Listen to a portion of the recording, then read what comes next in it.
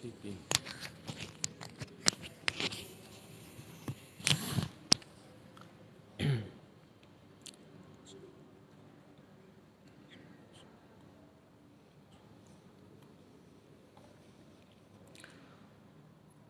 أعوذ بالله من الشيطان الرجيم بسم الله الرحمن الرحيم السلام عليكم ورحمة الله وبركاته.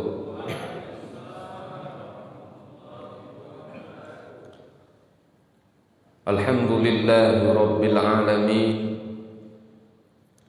وبه نستعين على أمور الدنيا والدين والصلاة والسلام على سيدنا ونبينا محمد وعلى آله وأصحابه أجمعين.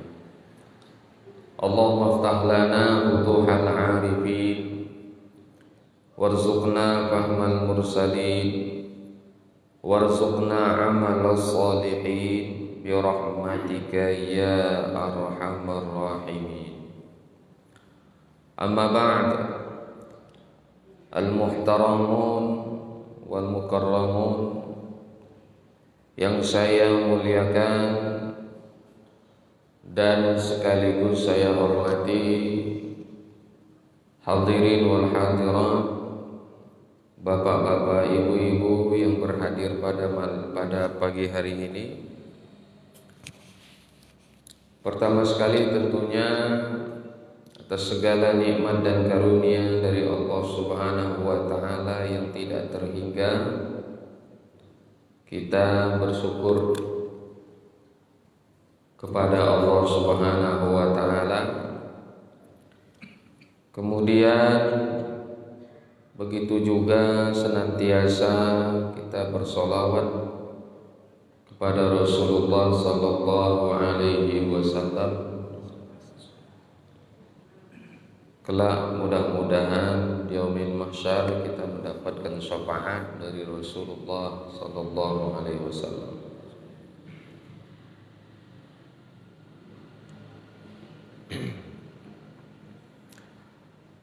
Bapak Ibu hadirin wal hadirat rahimakumullah.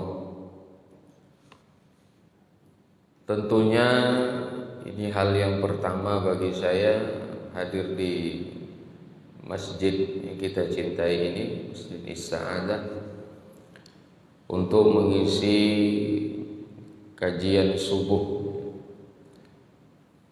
berkenaan tentang tasawuf.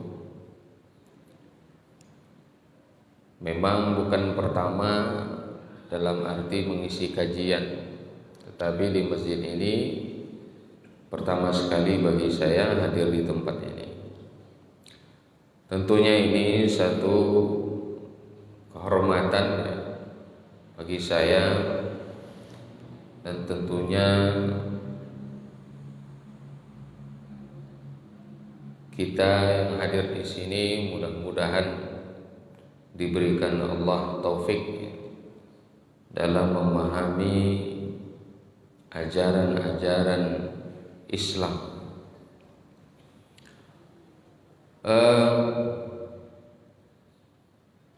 Pada pagi hari ini dan saya mendengar bahwa kajian tasawuf di masjid kita ini sudah rutin dilakukan.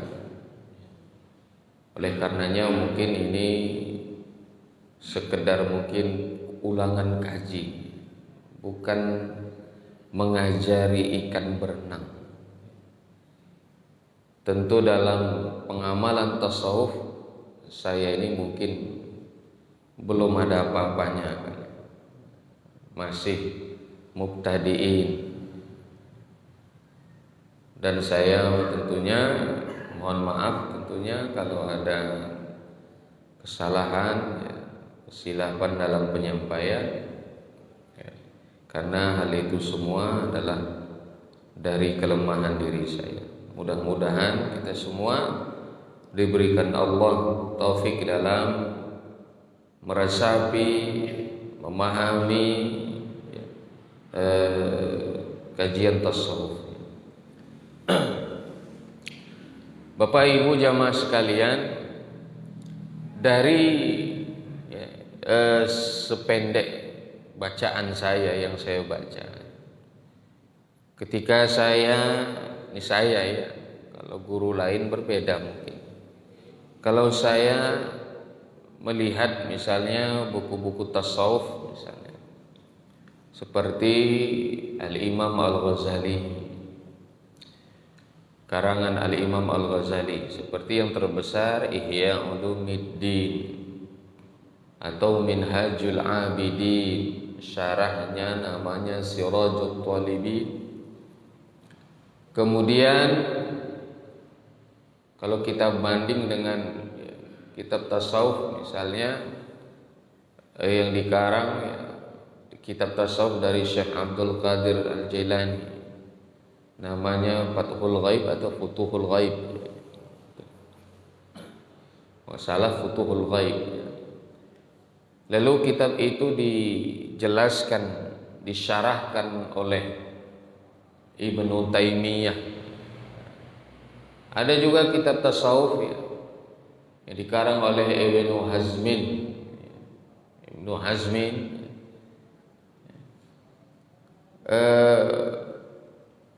terkadang ya, kalau tahu saya sendiri merasakan kadang berbeda-beda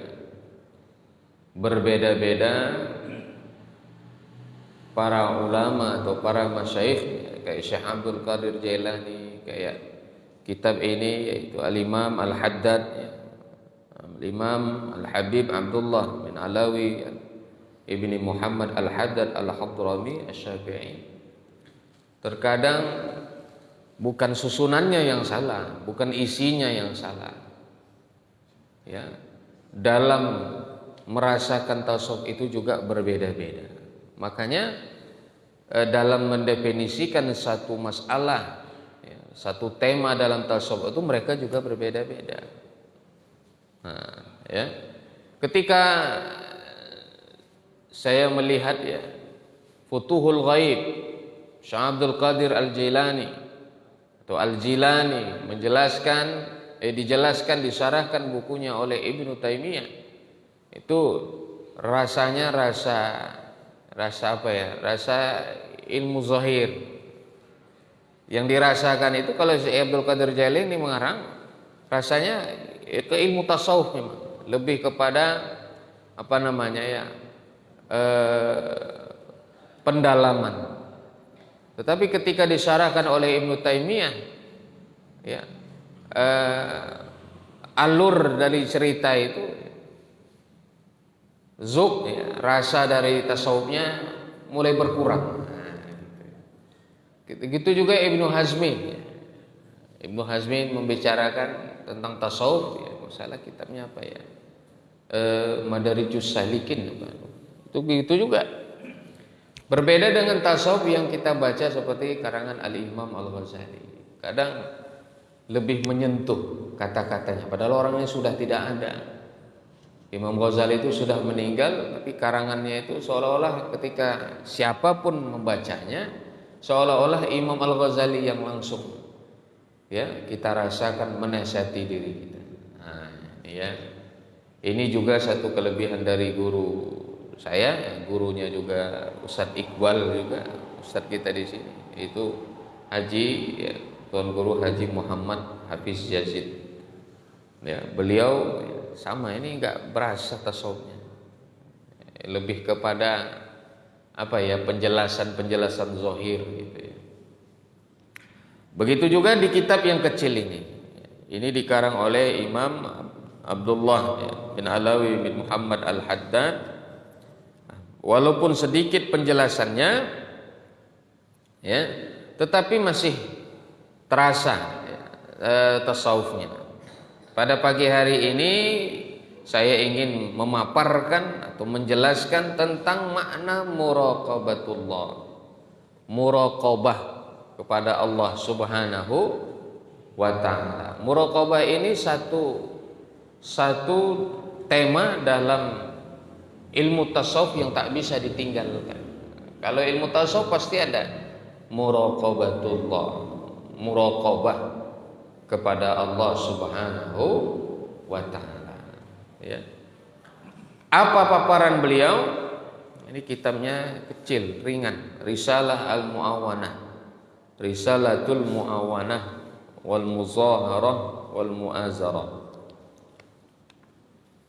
Wa 'alaika ya akhi, kata beliau, wa 'alaika ya akhi bi muraqabatillahi ta'ala fi harakatika wa sakanatika wa lahadhatika wa tarafatika wa khataratika wa iradatika wa sa'ira halatika wastash'ir qurbahu minka. Mirip kayak ungkapan Imam Ibnu Athaillah As-Sakandari. Wa 'alaika, seyogyanya atasmu, seharusnya, wahai saudaraku, bimuraqabatillahi ta'ala, sepantasnya engkau wahai saudaraku terus menerus muraqabah kepada Allah Subhanahu wa ta'ala.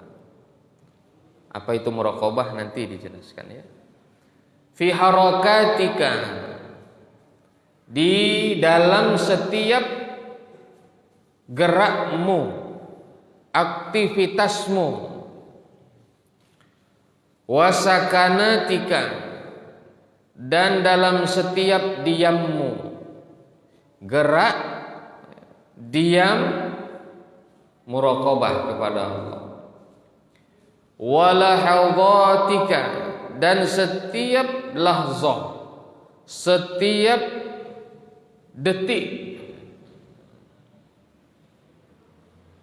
wa tarafatika, dan setiap gerak matamu, kedipan mata, tarfatain, ya.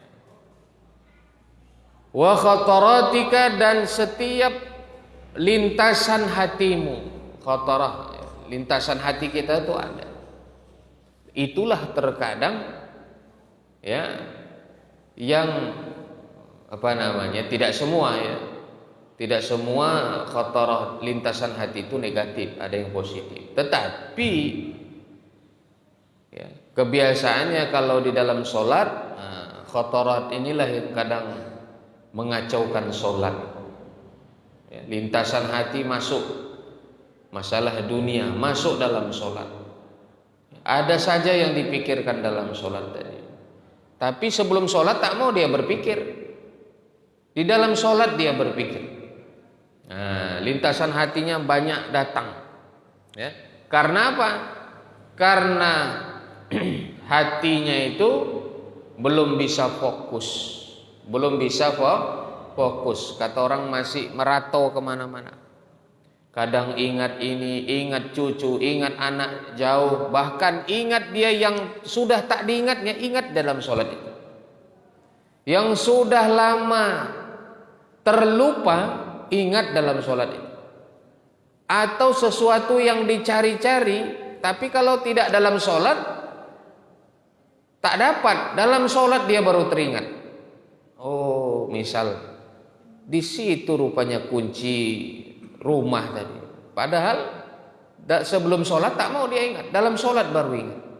Nah, itu namanya khatarat, lintasan hati. Sesuatu yang datang masuk ke dalam hati. Inilah kadang yang buat lalai dalam sholat itu. Allahu Akbar. Ya. Maka dalam sholat tadi semua diingatnya, sampai lupa dia ini rakaat keberapa udah. Nah, ini ya. Ini kenapa? Lintasan hatinya terlalu banyak. Nah, sehingga kalau 5 menit, 7 menit sholat tadi itu, ya, episodenya bukan mengingat Allah, tetapi melayani lintasan hati tadi. Apa lintasan hati? Misalnya tadi kan teringat, gitu sholat tadi teringat kunci rumah tadi. Diikutinya mana kunci rumah? Dalam hatinya, di dalam sholat. sampai salam. Ya. Ini namanya ya tidak fokus di dalam sholat itu, tidak khusyuk. Wa iradatika, dan kehendakmu, iradah, keinginan kita, itu rupanya harus juga muraqabah. Tapi mungkin ini ya pada orang-orang mungkin yang sudah mampu, iradahnya itu pun, keinginan hatinya pun ya, itu pun dia mampu untuk muraqabah kepada Allah. Wasaira halatika, dan seluruh situasi dan kondisi kita itu harus muraqabah kepada Allah Subhanahu wa ta'ala. Wastash'ir qurbahu minka, dan rasakanlah, istash'ir katanya, rasakan olehmu. Jadi berarti muraqabah ini ilmu rasa lah berarti, bukan ilmu cakap. Cuman kalau tak dicakapkan macam mana orang tahu? Kalau tidak dituliskan oleh para ulama di dalam kitabnya tentang muraqabah seperti kitab ini, dari mana kita tahu? Ya. Jadi rasakanlah. Jadi dominan itu kalau muraqabah, musyahadah ya, itu bukan ilmu yang dicakap-cakapkan. Termasuk juga ya, kadang sekarang kan apa namanya, mohon maaf lah saya, termasuk ya itu mungkin kelemahan saya. Terkadang orang yang bertasawuf atau mendalami ilmu tasawuf ya, saya tidak menyalahkan Bapak Ibu ya, tak ada yang saya tidak bermaksud untuk menyalahkan. Terkadang dia baru mengamalkan satu amalan yang disuruh gurunya mungkin, amalkan ini ya karena ini ingin mendalami tasawuf tadi. Lalu atau dia sudah menjalani satu amalan, misalnya apa itu? Suluk misalnya. Suluk khalwat, ya kan? Dijalaninya baru sekali dijalaninya, baru 2 kali dijalaninya. Udah merasa dirinya itu sampai, kata dia. Sudah merasa sampai. Pertanyaan entah apa yang sampai, nggak tahu juga. Sampai itu kan kalimatnya mubham itu. Masih rancu, masih penuh dengan tafsiran. Ya. Aku ini udah sampai. Kau udah sampai belum katanya? Sampai apa nggak tahu kita. Masih mubham kalimatnya. Ya. Apa yang sampai? Orang mati juga itu sampai dia kepada Allah. Udah sampai ajalnya. Ya kan? Sampai sudah ketentuan Allah. Jadi kadang ya orang yang baru bersuluk dia sekali 2 kali udah merasa sampai. Inilah yang gawat itu. Kalau udah merasa sampai, tak tahu dia, di situ masuk bisikan setan tadi, rasa ujub. Di masjid isti'adzah ini aku yang sampai, yang lain tak ada ini katanya. Udah ujub masuk. Sifat ujub, merasa diri sudah sampai. Jadi ujub itu merasa diri, merasa lebih dari orang lain. Tuh. Inilah yang bahaya, ya.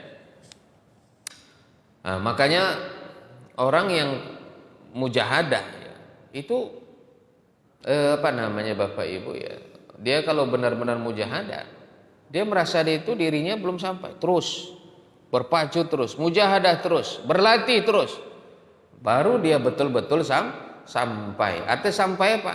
Sampai misalnya ya, paham dia cara muraqabah, paham dia musyahadah. Ini dia. Sampai dia hatinya itu tak lekang dari Allah Subhanahu wa ta'ala, merasa selalu kedekatan Allah dari dirinya. Ini dia.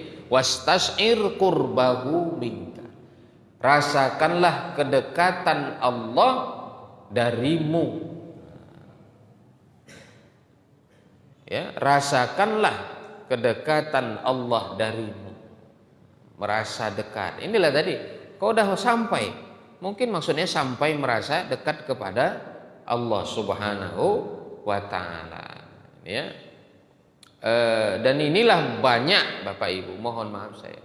Dari sinilah mungkin banyaknya tanda kutip ya, dan tidak semua ada yang bagus. Ya, kebanyakan dari sinilah mungkin awalnya banyak kita lihat aliran pengajian yang berbau tasawuf, bahkan thariqah itu kadang menyimpang, terkadang menyimpang. Nah, sehingga ya kesesatannya, ya penyimpangannya dalam pemahaman agama lebih parah, ya, lebih jauh, ya, lebih jauh. Jadi orang yang mengaku dia seorang mursyid, dia mengaku mursyid, kalau dia tidak benar-benar ya, musyahadah dan muraqabah, dia memantau ya hatinya sendiri, ini bisikan setan atau bisikan ilham. Nah, disinilah banyak terkecoh yang mengaku para mursyid, atau bahasanya mursyid palsu yang bisa menyimpangkan pemahaman muridnya. Ini dia. Itu banyak Bapak Ibu. Saya bertemu seorang anak muda jauh di bawah saya. Mungkin dia mungkin sekarang baru umur 26 ya, 25. Masih muda. Dulu latar belakang pendidikannya S1-nya sarjana sastra. Lalu yang bikin pening saya, diangkat menantu pula. Diangkat menantu uak saya pula dia. Jadi menantu uak pula. Uak kandung. Waduh, ini pahamnya belum tentu udah terkesima dengan apanya dari itu ya, dengan penjelasannya, ya kan? Nah, diangkatlah jadi menantu. Di saat jadi menantu, buatlah pengajian dia. Sebelumnya dia nggak buat pengajian. Dibuatnya lah pengajian. Di rumah uak saya pula buat pengajian. Cemananya, bukalah pengajiannya. Udah sering, ya mungkin setiap minggu atau setiap Sabtu, ya baik itu kajian untuk keluarga, bukan kajian umum Pak. Kalau kitabnya itu dibawanya itu kitab Ad-Durrun Nafis. Itu Durrun Nafis itu berbahasa Melayu, ya. Itu kajian tasawuf tapi yang berbau filsafat. Nah, ini dia. Kajian tasawufnya berbau filsafat.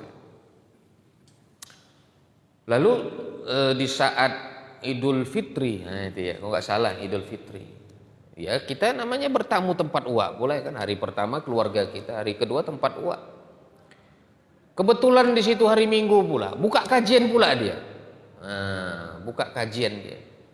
Saya, ya maksud saya silaturahmi, bukan silaturahim ya, bukan untuk apa namanya, bukan untuk melihat pengajian dia. Silaturahim, lebaran sama uak. Singkatnya disuruh uak lah tadi, ikut layan pengajian itu. Enggak tahu saya apa maksud uak tadi. Apakah disuruhnya untuk sebagai pembanding kan gitu ya kan, atau hanya pendengar, enggih kan gitu. Sami mawon, oke bos. Sangkanya awak gitu kan. Apa rupanya yang dikaji wak? Oh enak lagi, dalam kali. Oke, ikutlah saya. Uak saya ini tahu kalau saya ini latar belakang saya, dia tahu. Kemudian dia juga tahu ya tentang saya ini pernah ikut kajian-kajian seperti itu. Datang duduk. Ketika duduk saya dengarin aja. Penjelasannya udah mulai enggak, bahasanya enggak sesemangat ketika saya belum masuk. Agak-agak ragu dia. Nah, kalau Bang Mardian ini ya, dia ini banyak baca ini katanya. Kata dia ya kan.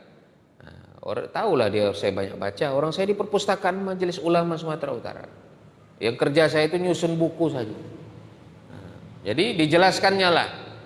Jadi buku yang dia baca tadi itu tidak dibacanya, yang dia bawa itu tidak dibacanya. Menurut dia penjelasan. Itu yang saya perhatikan. Ya. Bukan buku itu, Durun Nafis itu yang dia baca. Seperti ini tadi kan dibaca. Tapi penjelasan dia itu. Nah, di hadapan orang-orang tua, wak-wak saya. Ya. Sebenarnya kajian intinya itu bagus. Menyuruh kita selalu mengingat Allah. Itu sajanya. Baik itu cara berzikir dengan lidah kah, berzikir dengan hati kah, muraqabah kah, musyahadah kah, dan sebagainya. Tetapi penjelasannya ini yang bikin pening. Kenapa? Dijelaskannya satu masalah, jelaskannya belum tuntas ini, belum tuntas, dalilnya belum tuntas, penjelasannya belum tuntas, masuk masalah baru, lari ke yang lain.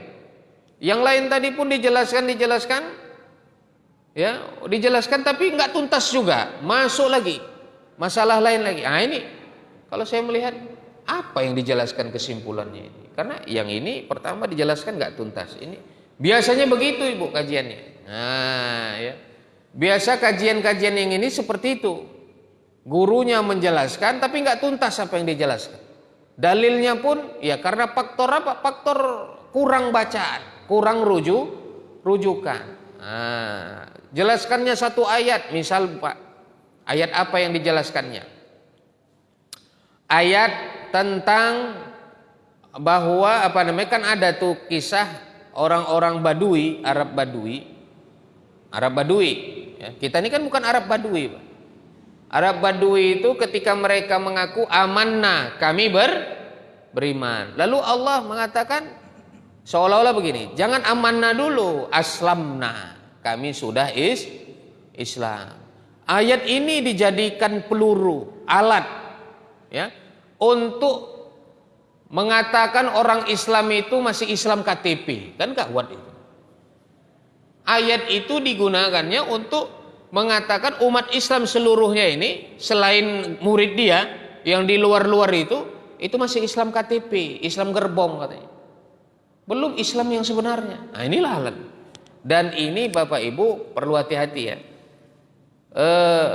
Ketika seseorang mengambil satu dalil Al-Quran, dalil itu untuk orang kafir, tapi diambilnya untuk menghantam orang Islam, itu ciri-ciri khawarij namanya. Nah, pemahaman khawarij. Hati-hati ya. Hati-hati. Itu ciri-cirinya. Itu untuk orang Islam atau orang? Contoh gini aja lah. Innal insana khuliqa halu'a. Ada itu ya Al-Quran kan? Surah Al-Ma'arij. Innal insana khuliqa halu'a. Wa idza massahu syarru jazu'a. Wa idza massahul khairu manu'a. Ini saja pun Bapak Ibu ya, ulama tafsir ya, terutama Al-Imam Fakhruddin Ar-Razi ya, setelah ayat itu tadi illal musallin kalau tidak salah, kecuali orang-orang yang sholat. Nah, di sini saja para ulama tafsir menjelaskan ayat ini untuk orang untuk orang kafir. Tetapi itu untuk orang umum. Karena menjelaskan, karena ayatnya setelah itu ada illal musallin, kecuali orang-orang yang sholat. Nah, kalau orang-orang yang sholat berarti ada pengecualian. Itu khusus untuk orang kafir, orang beriman tidak. Artinya gini, sesungguhnya manusia diciptakan ya sangat kikir dan selalu berkeluh kesah. Apabila dia mendapat satu kejelekan, musibah, sesuatu hal yang negatif gitu ya, yang tak disenangi nafsu, dia akan berkeluh kesah. Aduh, kenapa begini kali hidup, kenapa susah segala macam ya kan. Kalau dia diberikan kebaikan, keberuntungan, dia akan bakhil. Nah, ini ya. Lalu ilal musallin, ujung ayat itu ada, kecuali orang-orang yang sholat. Nah, berarti ayat ini untuk orang kafir, bukan untuk orang Islam. Kenapa? Orang Islam katanya dikecualikan ilal musallin. Orang-orang, kecuali orang-orang yang sholat, ada istisna, pengecualian. Nah, tapi tipe tadi model-model ajaran pengajian seperti ini ya. Kadang itu tadi banyak Pak saya lihat lebih dari 2 majelis, begitulah cara memahaminya. Begitulah cara memahaminya.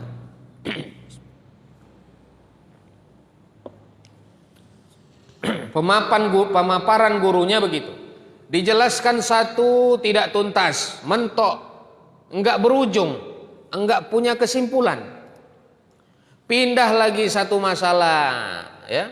Begitu juga dalilnya enggak pas, enggak sesuai dan tidak berkesimpulan, tak ada ujungnya. Tapi muridnya aneh pula.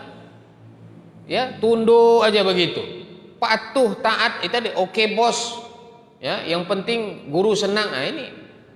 Nah, itulah namanya doktrin Bapak Ibu. Namanya doktrin. Penjelasan aku yang paling benar. Nah, yang lain itu kaji kulit katanya. Nah, inilah kan banyak begitu. Yang lain tuh kaji kulit Bapak Ibu. Kita ini yang kaji isi katanya. Nah, jadi itu kajian apa itu ya lah, tak berkualitas, kulit aja katanya. Padahal kulit sama isi itu ya saling melengkapi. Ibu jumpa durian dagingnya aja di pasar tuh mau dimakan. Ya utuhlah ada kulitnya. Baru ini belum pernah dibuka. Tapi kalau dagingnya aja curiga kita. Ini apa ini? Ini bersih apa enggak? Bagus apa enggak? Nah, jadi kulit sama isi itu saling melengkapi, ya. Begitulah syariat. Ya, dan thariqah, ya, hakikat itu saling melengkapi, melengkapi zahir dan batin. Kulit untuk zahir, artinya ilmu fikih untuk zahir, ilmu tasawuf untuk membersihkan hati atau batin. Begitulah kadang. Dan sekarang pengajiannya itu besar. Nah, pengajiannya itu besar pengajiannya. Yang ikut Bapak Ibu Lantamal Angkatan Laut, ya. Kajiannya yang datang ada yang pakai mobil, ya kan? Nah, itu jadi patokan. Itu yang datang pakai mobil semua. Wah, orang hebat itu, murid-muridnya hebat. Nah, belum tentu, itu nggak jadi patokan. Lalu kemudian, ya, di pengajian yang saya dengar itu terjadilah, ya, satu dialog saya sama dia. Ya, karena dia mengatakan begini Bapak Ibu, kaji kita ini nggak ada yang rahasia katanya. Bagus seolah-olah ya kan, seolah kan bagus, jargonnya itu kan bagus. Kaji kita ini nggak ada yang rahasia, nggak ada yang rahasia. Semuanya kita buka katanya, nggak ada yang rahasia. Jadi kaji kita ini nggak ada yang tersimpan-simpan, nggak ada yang disuruh-suruh, nggak ada yang disembunyikan. Kajinya terbuka, ya. Itu yang saya dengar.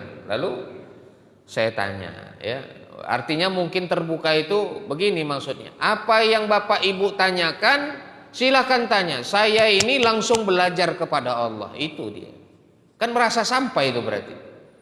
Saya ini belajar tidak lagi dari guru katanya, ya, tidak lagi dari kitab.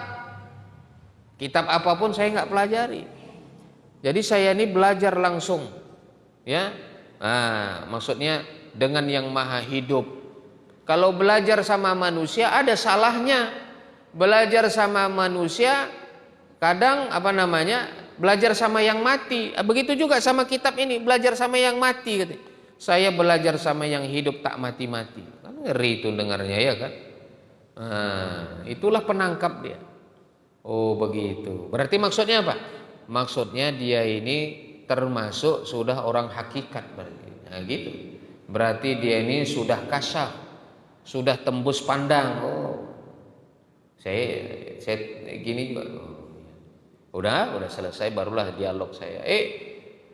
Karena dia bilang dia tadi itu belajar sama yang hidup tak mati-mati, tentu saya kan penasaran. Bolehlah ditanya.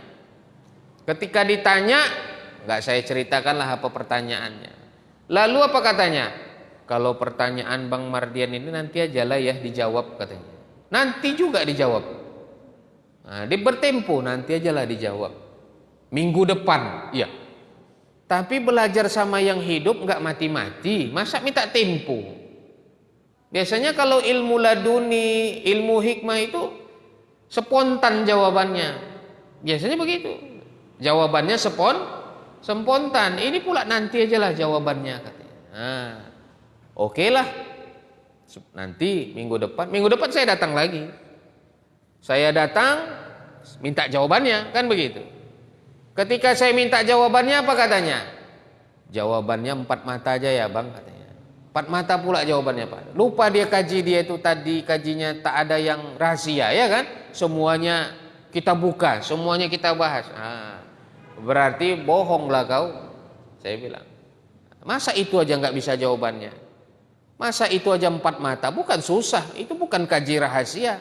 Tapi pengajiannya majelis ini majelis yang tidak ada rahasia-rahasia. Masa itu aja rahasia? 4 mata. 4 mata kan rahasia berarti. Ah, nggak maulah saya. Saya mau masuk surga sama keluarga, sama uwa-uwa, sama kaum muslimin. Bukan kita berdua aja masuk surga. Nah, biarlah mereka tahu apa jawabannya.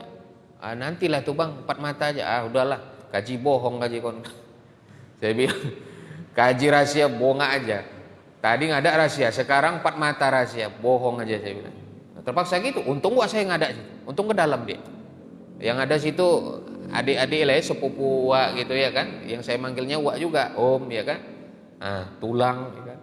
Nah, udah, bohong aja kaji kok. Nah, tutup aja lah udah. Akhirnya nggak ngajar lagi situ deh Pak. Alhamdulillah nggak ngajar pula dia lagi situ. Nah, ya kan? Nggak ngajar, dibukanya di rumahnya di Belawan, rame, kajiannya tengah malam, kajian tengah malam. Hati-hati Bu ya, yang namanya kajian tengah malam ini ada positif ada negatif. Kajian tengah malam pakai mati lampu dia, lebih bagus lari aja deh. Nah, kalau udah main-main mati lampu tak betul itu. Nah, Bapak Ibu jamaah sekalian ya. Jadi ketika saya tanya, kau ini, okelah saya akuilah kau dapat ilmu hikmah. Ilmu laduni maksudnya kan. Nah, saya gitu aja Pak. Gak usah sembunyi-sembunyi lah. Nah, kau bilang kau belajar sama yang hidup tak mati. Ilmu laduni maksudnya kan. Ilmu hikmah kan. Oke, saya terima. Tapi jangan-jangan kalau ibarat ilmu hikmah itu berlian Pak ya kan. Ibarat berlian. Jangan-jangan ini kristalnya. Atau jangan-jangan ini kaca ya kan gitu ya. Kaca campuran yang mirip berlian. Kan banyak itu. Pakai rantai anak-anak itu ya kan. Oh kita sangka berlian rupanya kaca kan gitu kan, rupanya plastik kilat kan. Ini hati-hati, begitulah kira-kira memahaminya. Jangan-jangan ini berlian palsu yang kau kasih sama orang ini, saya bilang. Nah, jangan-jangan kau sendiri nggak ahli berlian. Yang mengaku dia megang berlian itu biasanya ahli berlian dia. Diakuin orang ini enggak, belum ada yang mengakui kau. Nah, saya bilang gitu. Siapa yang udah oh saya Bang udah keliling Bang, saya tanya ini tanya itu, nggak ada yang bisa jawab pertanyaan saya. Ya pertanyaan saya kenapa nggak bisa dijawab? Kan bingung dia. Jadi saya tanya begini, oke lah, saya terima kau dapat ilmu laduni, ilmu hikmah, ilmu mukasyafah sebagainya. Berapa lama kau berlatih? Katanya Pak, 3 bulan katanya. 3 bulan dia mujahadah, udah mengaku sampai. Inilah maksud saya tadi. Nah, jadi 3 bulan tuh apa yang kau buat? Sholat, puasa Bang, Senin Kamis, ya kan? Bahkan hampir tiap hari saya puasa. Kadang peri cuman hari Jumat, Sabtu, Minggu. Terus nggak di rumah aja di kamar berzikir, ya. Ada yang menuntun kau, bahasanya ada mursyid kau rupanya. Nggak ada Bang, saya nggak pakai mursyid. Nggak ada, saya nggak torikoh, nggak ada. Wah, inilah bahaya kau ini.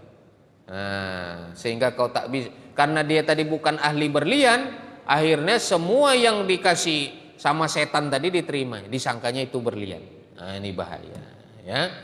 Nah, inilah.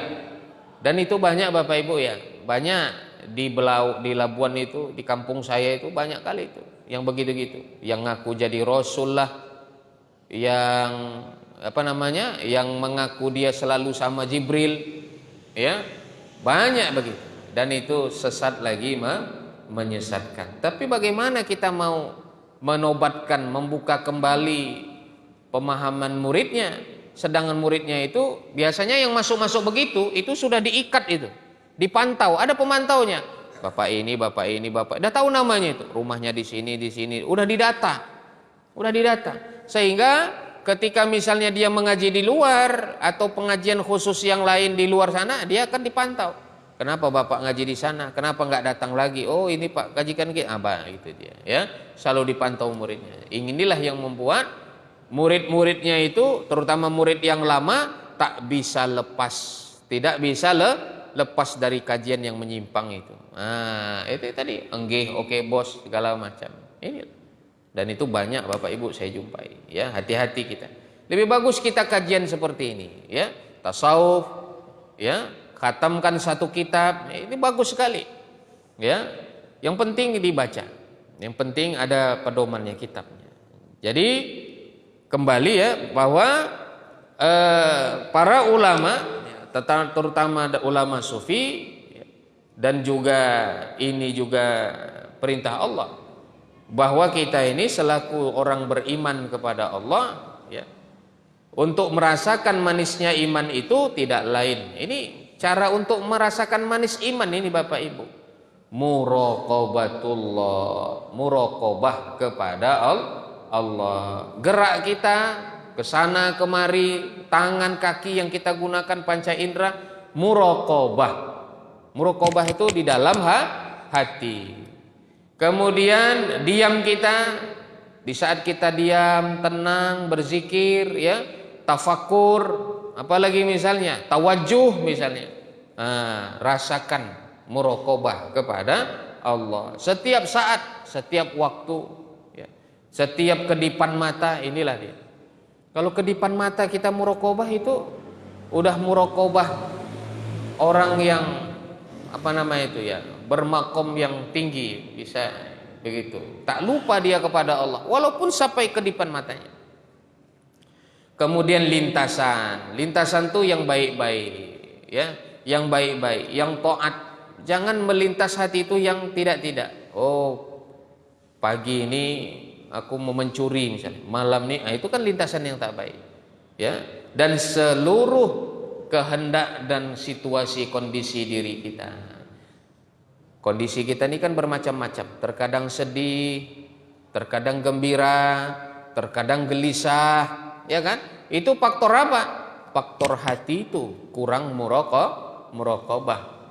Hati sedih, kurang muraqabah terhadap nikmat Allah Subhanahu wa taala. Udah di waktu senang, kurang bersyukur kepada Allah Subhanahu wa taala. Di waktu hati gusar, kurang introspeksi dirinya kepada Allah. Bisa jadi masalah apa? Masalah dunia, gila ketakutan. Hari ini mau makan apa? Besok mau makan apa? Hidup bagaimana ke depannya? Ini nih belum aman nih dari virus corona. Nanti bisa jadi Covid ini lebih parah lagi jenis-jenisnya. Ya kan? Bermutasi dia. Dari Covid biasa menjadi Delta. Delta menjadi Delta plus. Macam anak sekolah aja, Pak. Ada sekolah plus. Hebat ini ya. Sebentar lagi tahap apa pula mutasinya? Ini. Timbul kekhawatiran, macam mana pekerjaan ini? Jangan-jangan banyaklah nanti PHK. Macam mana nasib keluarga? Terlalu khawatir. Sehingga hati itu gelisah, tak menentu, sehingga lalai muraqabah kepada Allah, kurang tawakalnya kepada Allah. Inilah dia. Akhirnya apa? Timbul stres. Kan gitu, Pak. Stres, cairan di otak. Kalau dari sisi kesehatan ya, yang saya tahu saya, ketika seseorang stres, banyak kali pikirannya Bapak Ibu, itu cairan di otak itu berlebihan. Cairan di otak berlebihan, sehingga ya terganggu ampere otak tadi. Mulailah ketawa sendiri, menangis sendiri, akhirnya error, akhirnya stres, depresi, akhirnya gila. Terkadang begitu, makin tua begitu juga, mudah pikun. Kenapa? Itu tadi, makin banyak yang dipikirkan, kurang dekat kepada Allah, kurang banyak berzikir kepada Allah, kurang bersyukur. Alhamdulillah ya. Kalau kita ini sudah di atas 50, 60, kalau nggak pikun itu alhamdulillah Pak. Nah, itu nikmat Allah. Banyak kan masih 50. Mohon maaf saya, tak tahu di mana tempatnya lagi. Ya kan? Pipis, beseraan, banyak begitu. Karena apa? Hatinya kosong dari muraqabah kepada Allah Subhanahu wa taala. Terus sebagaimana firman Allah, ya ayyuhalladzina amanu dzkurullaha dzikran katsira. Wahai orang-orang yang beriman, perbanyak zikir sebanyak-banyaknya. Kalau masalah pakai alat, pakai tasbih, pakai apa tuh yang pulang dari haji itu, di sini pun adanya ini. Itu tek itu yang buatan Cina itu ya kan. Hitungan zikir. Boleh. Mau pakai apa misalnya? Pakai biji apa tuh? Biji kelengkeng. Dulu orang dulu Pak, pakai biji kelengkeng. Habis makan kelengkeng dikumpulkannya bijinya. Saya pikir untuk apa? Rupanya untuk zikir. Jadi satu itu bisa 100, 200 ya. Habis itulah habis. Nah, boleh. Itu namanya wasilah. Lil wasail hukmul maqasid. Apa itu? Tujuannya mengingat Allah, ya kan? Wasilahnya mau pakai tasbih, mau pakai biji kelengkeng, mau pakai itu tadi, ya terserah. Tujuannya itu mengingat Allah sebanyak-banyaknya. Wasilahnya, alatnya nggak ada masalah. Itu termasuk perintah Allah juga secara umum dari ayat itu. Jadi nggak usah dengar orang-orang yang bercakap itu Pak. Ngapain berzikir pakai tasbih? Ujub, sombong, takabur. Satu. Nggak ada zaman Nabi pakai tasbih. Nah, dua, nggak usah dengarkan itu. Capek gitu. Nah, capek kita yang gitu-gitu ya kan. Menghadapi gitu-gitu capek Pak. Diajak berdebat lari, jadi susah gitu. Teruslah ya, mendekatkan diri kepada Allah, ya, berzikir kepada Allah. Sekalipun zikir kita masih zikir ghaflah, zikirlah lalai, la ilaha illallah, la ilaha ill. Pikiran kita kemana-mana. Pikirannya ke nasi goreng, apa ini yang disiapkan nih? Nasi soto kah? Itu sendok udah bunyi itu, dah kode. Tetap juga la ilaha illallah, itu namanya zikir lalai. Teruslah berzikir, walaupun zikirmu zikirlah lalai. Bisa jadi Allah melihat kesungguhanmu, Allah pindahkan zikirmu kepada zikir ingat. Zikir ingat, tak lalai lagi, tak ada lagi khatarat, lintasan-lintasan dunia ya, lintasan makanan, lintasan harta, tak ada lagi, udah fokus dia la ilaha illallah, memaknakan apa yang dia ucapkan, memaknakan, bukan mengartikan, bukan mentranslitkan ya, memaknakan la ilaha illallah, la ilaha illallah. Udah fokus dia. Begitu. Dari situ muncullah nanti muraqabah. Tapi apalah, usahalah, jangan pula berhenti.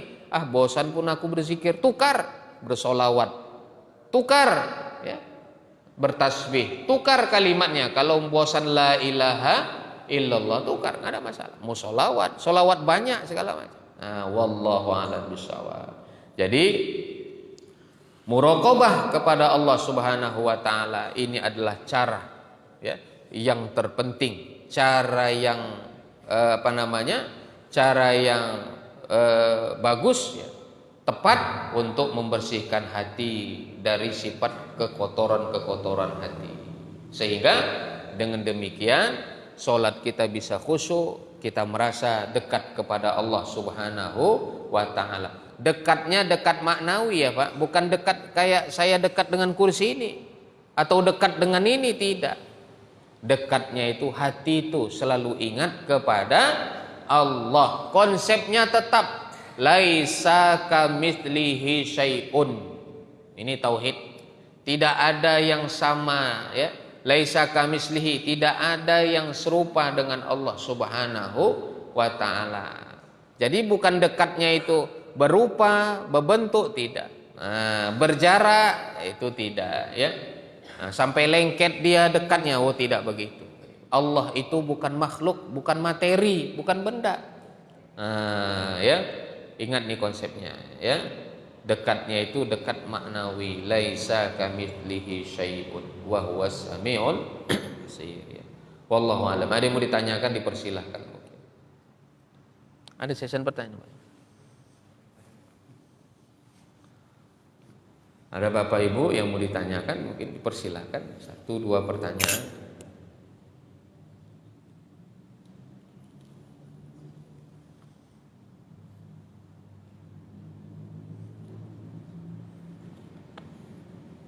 Baiklah, nggak ada Ibu, nggak ada yang mau ditanyakan? Nggak ada ya. Kalau gitu berdoa kita. Mudah-mudahan ya, walaupun sedikit kajian kita pada pagi hari ini menjelaskan sepantasnya seyogyanya kita selalu merokobah kepada Allah dalam setiap situasi, kondisi, aktivitas sehari-hari. Ulama kita menjelaskan kalau dalam aktivitas itu katanya tangan bekerja, badan tetap bekerja, menulis, ya kan, berkeringat, berpeluh, letih. Hati itu, hati tawakal kepada Allah Subhanahu wa taala. Hati itu berserah diri kepada Allah. Nah, itu diantara awal dari muraqabah itu. Wallahu a'lam bissawab. Nggak ada pertanyaan. A'udzubillahi minasyaitonir rajim. Bismillahirrahmanirrahim. Alhamdulillahi rabbil alamin, wassalatu wassalamu ala sayyidina Muhammad wa ala alihi wa ashabihi ajma'in. Allahumma iftah lana futuhal arifin warzuqna fahmal mursalin warzuqna amal salihin bi rahmatika ya arhamar rahimin. Allahumma shrah lana sudurana wa yassir lana umurana umurad dunya wal akhirah. Allahumma jammilna bis sihhati wal afiyati was salamah wa haqqiqna bit taqwa wal istiqamah wa a'idna min mujibatin nadamati fil hal wal mal innaka sami'ud du'a. Rabbana atina fid dunya hasanah wa fil akhirati hasanah wa qina adzaban nar. Wa sallallahu ala sayyidina Muhammad wa ala alihi wa sahbihi ajma'in. Walhamdulillahi rabbil alamin. Mohon maaf saya atas segala kesilapan. Wabillahi taufiq wal hidayah. Wassalamualaikum warahmatullahi wabarakatuh.